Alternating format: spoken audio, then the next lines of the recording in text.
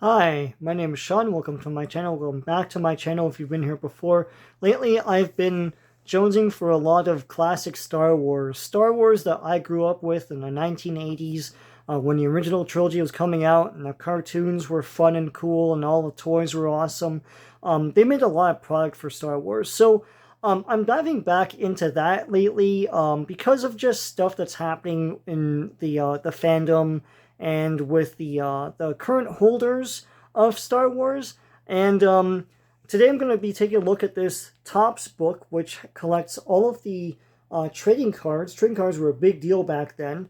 All the series in this book. So let's take a look. All right, here it is. TOPPS came out with a lot of books. They teamed up with Abrams Comic Arts to develop a bunch of books that reprinted all of their cards from stuff like Planet of the Apes, the Star Wars movies, I think Star Trek as well, Jurassic Park. So let's take a look at this. This is Star Wars TOPPS, includes bonus cards, which of course I didn't open. Here's the spine. Here's the back. It looks like the old wax packs. Here's the interior of the back dust jacket. Here's this. This came out in 2015. I'm going to take out this dust jacket because basically it's going to get in the way. Cool stuff. And it feels like the wax pack stuff. Here's what that says. Here's Gary Girani and Robert V. Conte. And TOPPS Company, Inc. And here are the other card books you can get. Here's a cracked piece of the gum. Here's a full piece. Alright. Let's take a look at it. I love this classic art stuff. Here's a sticker off its backing. C-3PO saying, "You buy this book, buy these cards." They had 5 series. Star Wars, of course, was a ginormous success, and anything that had Star Wars on it basically sold like hotcakes. I love all this stuff. Gary Girani has a great memory and talks about the early days of Lucasfilm being stationed in a trailer in like a dusty dirt parking lot across the street from like the major studios, and of course how it grew and everything, how they had to buy more and more property just to house stuff, to make stuff. They hastily put together like a media package with some clip art and things like that people could use. Pretty cool stuff. And how basically an empire was formed out of this one movie. Pretty cool stuff. Special offer, Series 1 Star Wars, yeah. So here's Series 1, and here are stickers. So back in the day, you'd get a pack of cards. They contained mostly cards, some stickers, maybe 2 stickers, and a stick of gum. The gum, I liked the gum at the time. It was kind of flavorless. It lost more and more flavor as you chewed it. But, if you bought a whole bunch of packs of cards, you'd like shove all of that gum into your mouth and you basically have a giant piece of gum. I would say you'd blow bubbles, but not really. Here, Gary Girani talks about the different images that he picked out because he'd just go into that trailer and then sift through images that they can use for the cards. And he talks about things like, was Han a space pirate? And the droid names are usually either spelled or not spelled. So it's R2-D2. R2-D2 is spelled here, and or R2-D2 with the actual letters and numbers is what we know today. So Ben Kenobi, Obi-Wan, he's more Ben than Obi-Wan in the first movie. General Moff Tarkin, the villainous Darth Vader. Cool stuff. You see the background here is more of a blue background with stars. That changes over and over again with each series. I'll just go through these fairly quickly. These two cards are almost the same. It's just they're, and at a certain point they basically recycle images pretty quickly. Lord Vader threatens Princess Leia. Yeah, Leia just stood right up to Vader in that movie. Yeah, they never really made these things.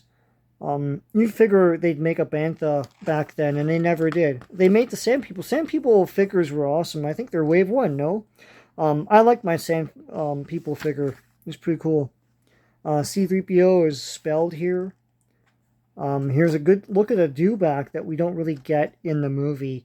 And I'm talking the original movie. I know that nowadays there are generations that look at Star Wars as, they don't even call it Star Wars. They call it A New Hope. And while our generation would call it the Special Edition, that has been rubbed out. Basically, the movie's just called A New Hope. That is the movie. That's what kids watch. And what that version is, of course, is the old movie was CGI slapped on it in the 1990s. And a lot of different kinds of shots of things, like the Death Star blows up differently. It has those rings. Some people prefer the rings.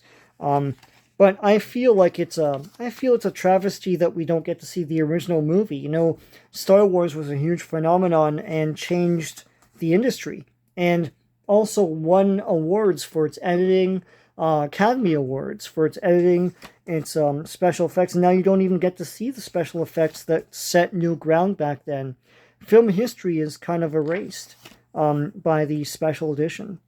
But yeah, I mean, Empire Strikes Back is probably the least meddled with, but it's still meddled with. Return of the Jedi is the worst. R2-D2 is loaded aboard, and it's spelled out there. I like this shot of, like, Luke boarding his X-Wing fighter.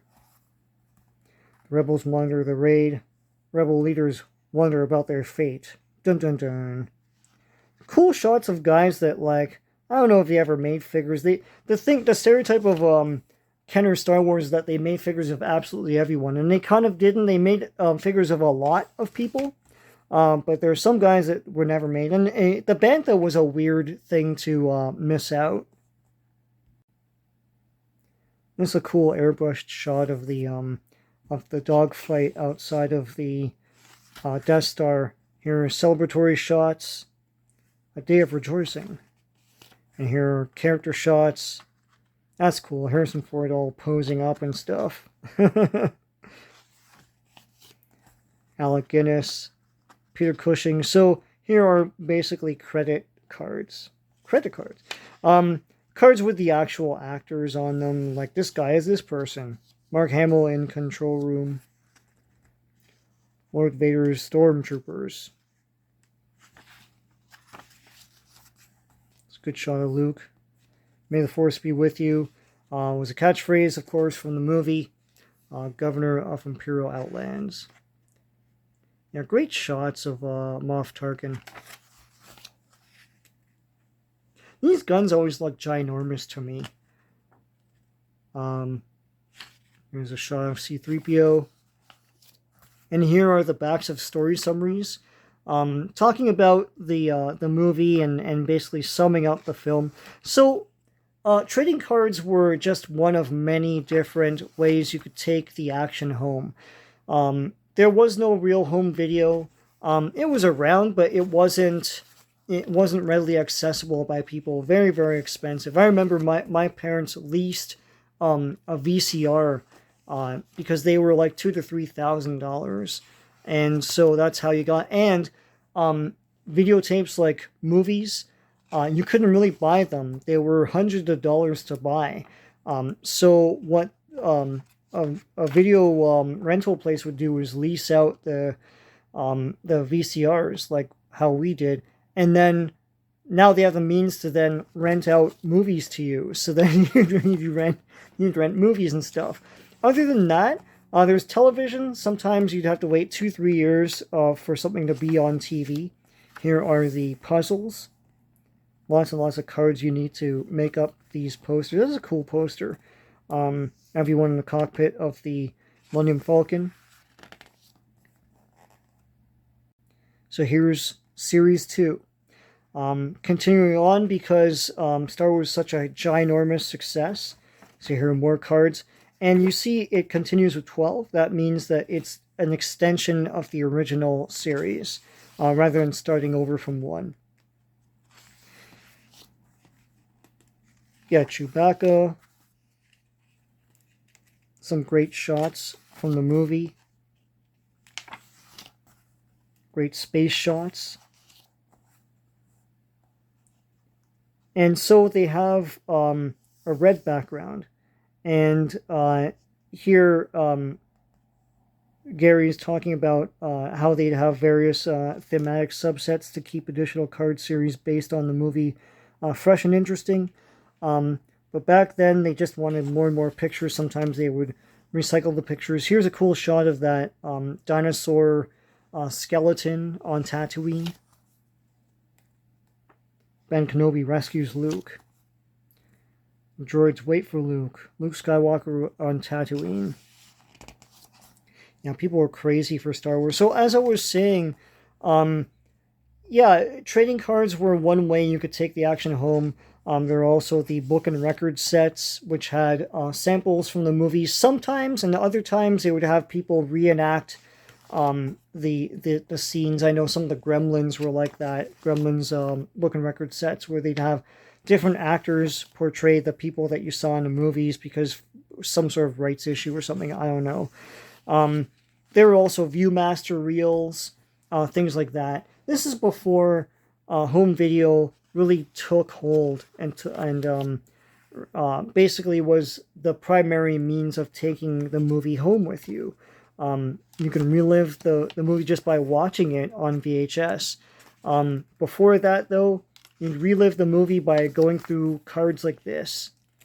And, you know, Viewmaster reels and comic book adaptations and I don't know, color forms and things like that. C-3PO spelled out again. Yeah, you know, I didn't know till like recently that all of these wires and stuff is basically a shirt that has wires and stuff. I don't know if in the original movie they had actual tactile wires that you see there. Here's lightsaber spelt with 2 words, and it's not even capitalized or anything. This is the early days of Star Wars. They're still mapping it out, right? So our heroes at the spaceport. Anything about Star Wars? I know people say this all the time, but it looked lived in. I mean, this utility ladder looks like something you'd practically have to use. You know, these hoses that I guess connect up and charge stuff. Luke's aunt and uncle. I love this starburst with Star Wars in it. That's pretty neat. Another Tusken Raider. The Sand People of Tatooine. Ben turns off the tractor beam. So this is all random shots from the movie. Just milking kids for more money, right? It doesn't really tell the story of Star Wars. But it's just stuff from the film. And kids are just eating this up. It's awesome. It's like, you know, you don't get to watch the movie readily at home.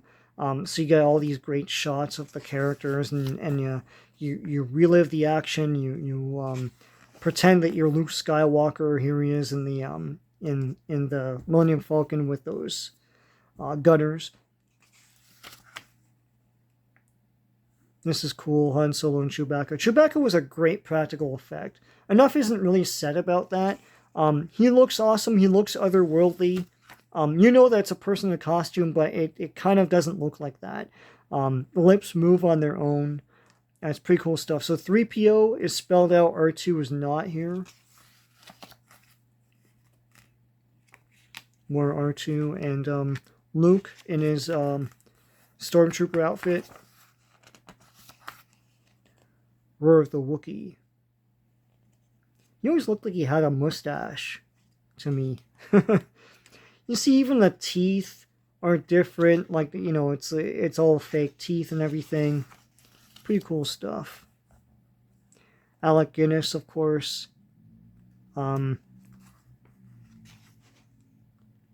pursued by Jawas. Another great space shot. Vader and one of his gigantically sideburned soldiers.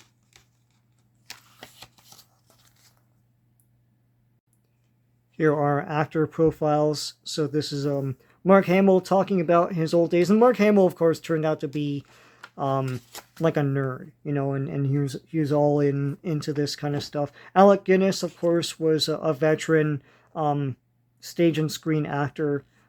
Everyone knew who he was, the Bells movies and stuff like that. I think once or twice he probably complained a bit about Star Wars. He was probably taken aback by how ginormous it was. Here talking about Kenny Baker. At least they gave Kenny Baker and Anthony Daniels their due and didn't try to say, like, oh, these are real robots, you know, like they tried to do with Boris Karloff and Frankenstein. Like, oh, I know the creature is played by, I don't know. We just hired a creature. Here they're talking about Harrison Ford, how he was in American Graffiti.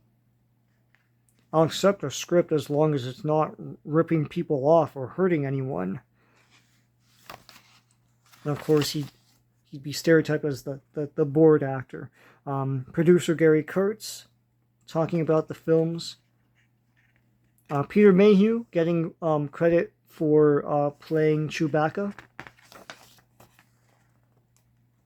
Yeah, that's one thing about this film. It taught people filmmaking, I think, because they always had making of specials on TV, and you really got to learn how the sausage was made, basically. You got to learn special effects, what a practical effect was, what a prosthetic was, and the people behind stuff. So it was great to see that, you know, actors were behind things like Chewbacca and stuff, and the Sand People, of course. So these are the puzzles for Series 2. So here's Series 3 with new purple designed wax packs. Milking more money, getting more images from Lucasfilm so they can pile on more cards for kids to buy. Here the stickers are not the die cut anymore. They're just, you know, rectangular stickers. But it's still pretty cool stuff. You see a clear shot of a Jawa with the kind of face mask underneath. Grand Moff Tarkin, Han Solo, showing off that 70s hairy chest. Luke contemplating his future. I love all the space stuff. It's very colorful. I love all the rocket stuff and the planets kind of glow. I love all that stuff. So here's more scenes from the movie. Here Luke Skywalker's playing with his Kenner playset here. I don't think they made a Kenner toy of this for Star Wars, like the original Star Wars Kenner line. Here's the trash pit where the Dianoga lives. Han Solo, hero or mercenary? R2-D2, where are you? Great shot here. We're still a ways away from the famous card. I'll point it out when we get to it. Here's Aunt Beru, portrayed by a British actress, Shaylee Fraser. Here's Escape from the Death Star. Yeah, did they ever make this as a toy? They must have, like, way later on, not in the original line. Oh, that's a great shot of Grand Moff Tarkin there.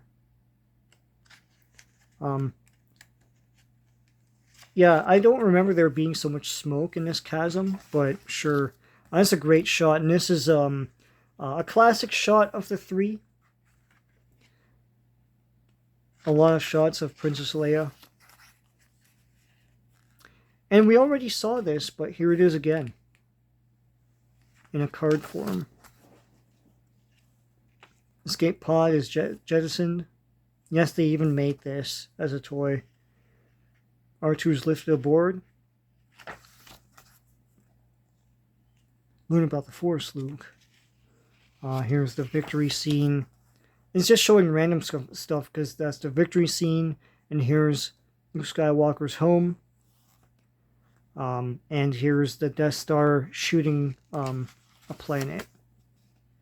More great space stuff. We've seen this before, but here it is again. Han Solo cornered by Greedo. And Greedo has a trademark, and so does Han Solo. They knew. Caught in a tractor beam. Tusken Raiders capture Luke. And here's Luke and Leia escaping from the stormtroopers. A great shot of the troopers here. I love all this Star Wars stuff with the Star Wars lights, where it's like sort of like lines, or it's like the Arugashaki. Is that what it's called? From G.I. Joe. It sort of looks like this. Meeting at the Death Star. This is unit photography from the movie. Luke and the princess are trapped. There's the trash pit again. Trash pit again. Great shot again of the stormtroopers. Han Solo in his classic, like, crouched down and shooting up type of pose. Another shot of the Jawas with the face mask that they put on the actors for this. That sort of suggests what they look like underneath the hood. Another classic shot of Luke Skywalker that they showed a lot back in those days. Another crouching down and shooting up pose. The Star Warriors, that's what they were called a lot in the Marvel comics, I remember. That didn't really catch on, but they kept calling them the Star Warriors. Cushing as Grand Moff Tarkin. Cushing was another great get, a great star of films that like a lot of adults would have known, along with Alec Guinness. He was in a lot of horror stuff, but a lot of classy productions as well. Well, I mean, like the horror stuff was classy as well. Dave Proce turned up in a lot of Hammer stuff too. Luke and his uncle. A lot more Tatooine shots. Here's the other C-3PO that you see briefly in the first movie at the beginning of it.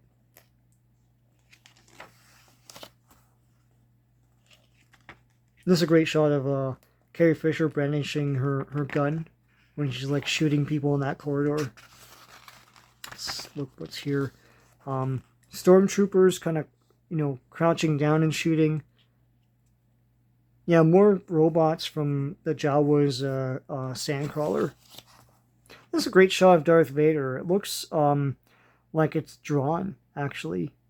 Art director Ben Solomon cropped this earlier two-shot of Darth Vader and a guard. Huh. Alec Guinness is Ben Kenobi, not Obi-Wan.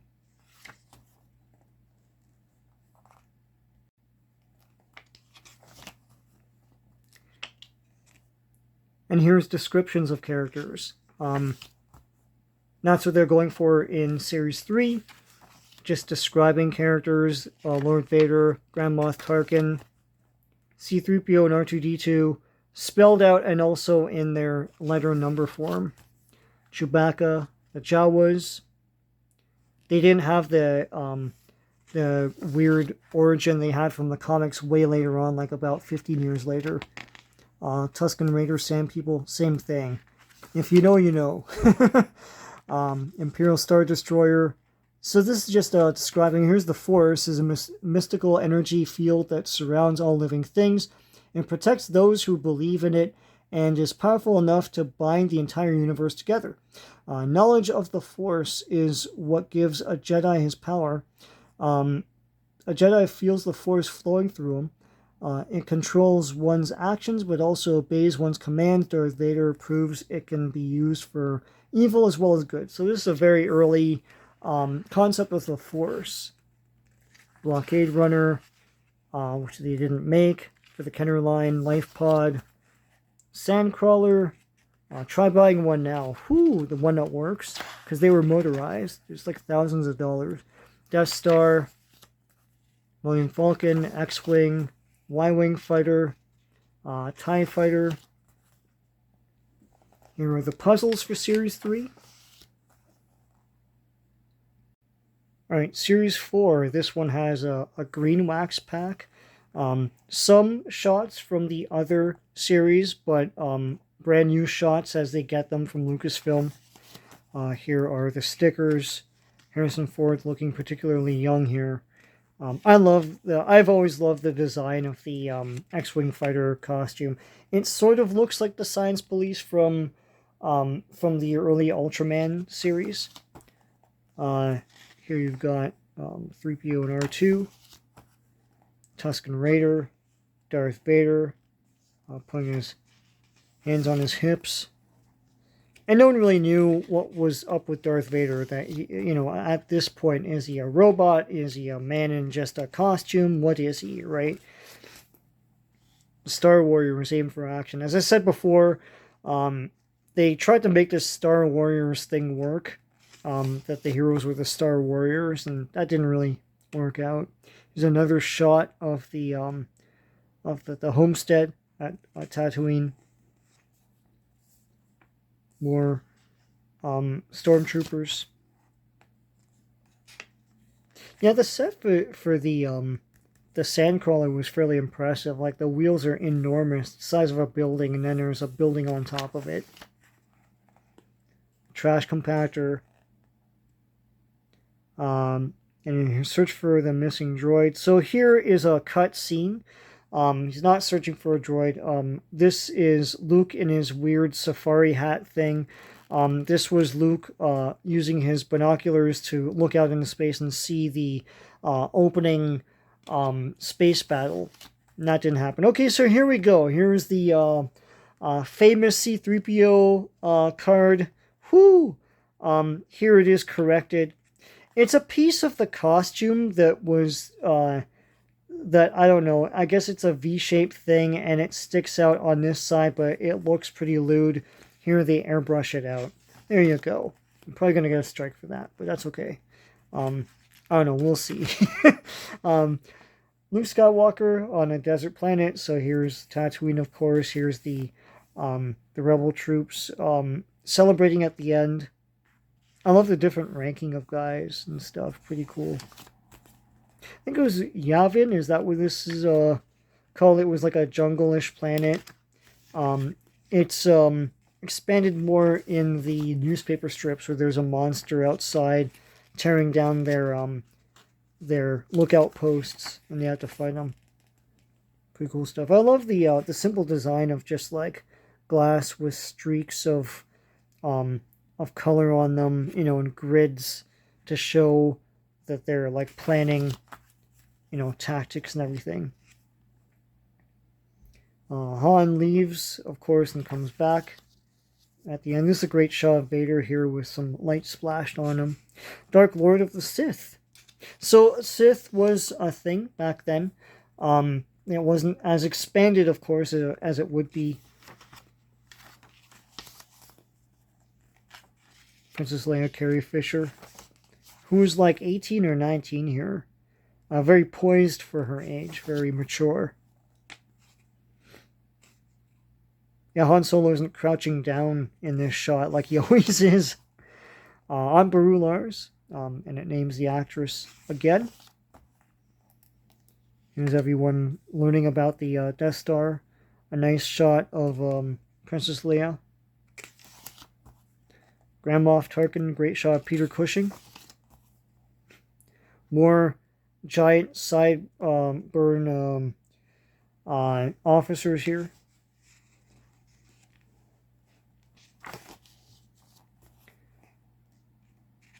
The Empire Strikes Back. Yeah, they didn't know what the next movie was going to be called. This is just them just naming a card, right? So there you go. By the time this 4 series did come out, they did have the title of the next Star Wars sequel announced, but this is already in production. There you go. This is the opening raid. And here are actor shots. Luke Skywalker, Mark Hamill. Here's Darth Vader, like, choking a guy. That's awesome. Uncle Owen, played by Phil Brown. The young Star Warrior. They showed this in one of the earlier series, but here it is again. But it counts as a new card, new background, new number. You have to collect them all, right? Here's Biggs, cut out of most of the movie. He's a friend of Luke's, and there's a whole scene where he's talking to Luke about his future and everything in the beginning. That's not there. They meet up again just before the raid. That's not in the original. It was all restored for the special edition. And now, of course, is just part of the movie that kids know as A New Hope. Kind of makes me sad that, like, kids only know it as A New Hope. I think a lot of people, a lot of generations want to see the original, and you can't, like, legally see it, but it's around. So this is a crop version of this. Right after that, they have a card where it's like the full shot. R2-D2 and C-3PO looked awesome and next level when we saw them as kids. Great practical effects. Them, Darth Vader, Chewbacca. Here's a crop shot of this. And it's like right next to each other. Like, if you collect these and you get 258 and 259, you're like, wait a minute, this is this. What kind of a scam is this? Great shot of Luke with his X-Wing fighter outfit on. And here are movie facts.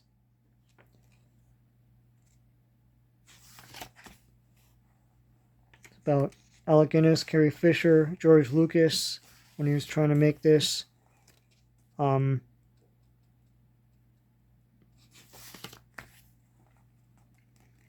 there's some stuff about, like, the origin of Star Wars. I've read so much about where it all comes from. People call Star Wars derivative, but the fact is that, like, there's nothing like Darth Vader. There's nothing like R2 and 3PO and the X-Wing fighters. Like, there's still a lot of originality and imagination thrown into the mix. The Death Star and everything. After this, like, every Saturday morning cartoon had a Darth Vader-ish character. Even though Doctor Doom was around well before Star Wars, like over a decade before, he was basically a Darth Vader-ish character in the Spider-Man solo cartoon series of 1981. So here's Series 5, New Cantina Scenes, 5th series. So this one has a sort of a blue wax pack and more stickers with an orange sprocket design. I always liked these. Like, what were these things before they were destroyed? Greedo having a cigarette. Everyone fitting our C-3PO together. Here's another random robot that the Jawas own. The cantina scene was enormous back then. I remember that being a cultural phenomenon. That and the swing across a chasm being a callback to what adults knew of, like, Errol Flynnish adventure. Nowadays, it doesn't resonate the same. And the cantina scene, everyone has tried to rip it off. In Empire, they tried to hype up the scene where they introduce all the bounty hunters as the next cantina scene, but it wasn't. It wasn't until Jabba's palace that they tried to top it, really. Of course, J.J. Abrams tried to top it with Maz Kanata's palace. Ryan Johnson tried to top it with Canto Bight. Everyone's tried to top it with more and more outlandish creatures and a cool background. Remember, Luke, the Force will be with you, and the Force, of course, has a trademark on it. This guy's cool. This always looked like a cool design to me. Very iconic. These guys turn up more and more in the books and comics. Of course, the Cantina Musicians. This song was a big hit, and of course it was turned into a disco version, like almost everything back then.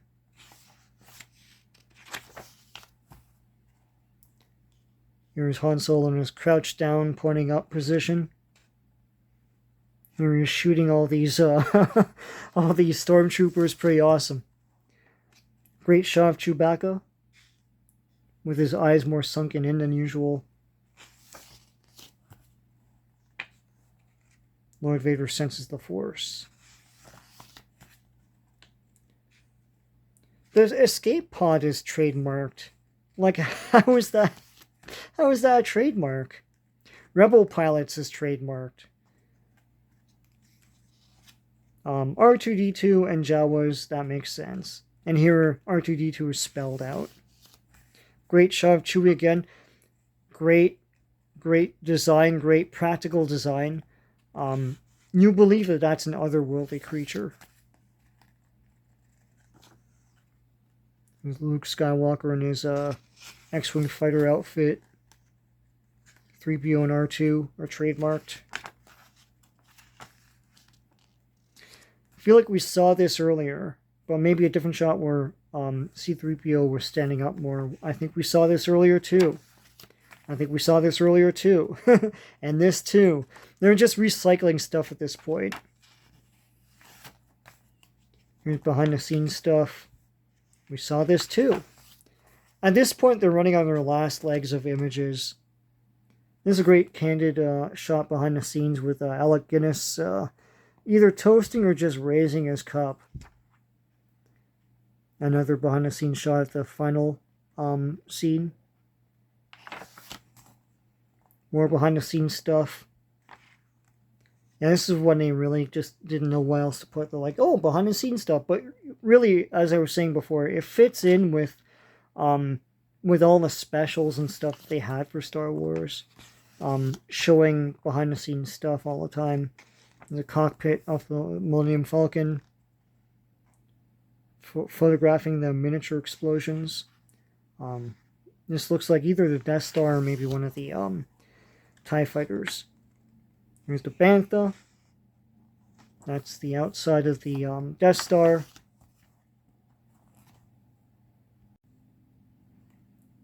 Here's David Prost and Alec Guinness practicing their lightsaber duel. Pretty cool. Flight of the Falcon. George Lucas directs his counterpart, Luke. Here's the Death Star in miniature form. Here's the cockpit outside with all the cameras. Chewbacca taking a rest, taking a breather between scenes. And brushing up Leia's makeup. Here's the chessboard scene with all the stop motion animated creatures. Pretty neat stuff. Lots of work being done on the final fight outside the Death Star. This shot was used a lot in magazines and stuff. Sir Alec Guinness and George Lucas. And here's more movie facts. Yeah, and as I said before, intricate makeup includes a fully functional mouth for Chewbacca, with teeth and requiring hours to apply. Yeah, I can imagine back then. Here they talk about Sinbad and the Eye of the Tiger. I love those old Harryhausen Sinbad movies.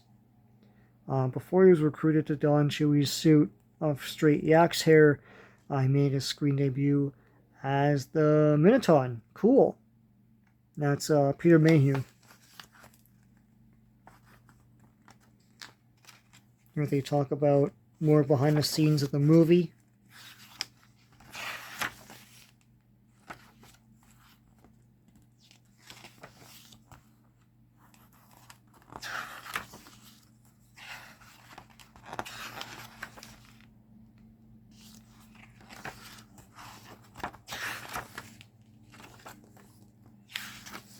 And here is a giant puzzle. incorporating most of the backs of these cards. And here they name these aliens. Our final puzzle features those charming duos, Uhuan and Chachi Damal, from card number 284. There you go. And here they talk about the Wonder Bread cards that you would get. So there's so many different promos featuring Star Wars. I had Star Wars everything. I had Star Wars bedding. I had a Star Wars toothbrush. I think I had Star Wars underwear at one point. Star Wars t-shirts. They slapped Star Wars on everything.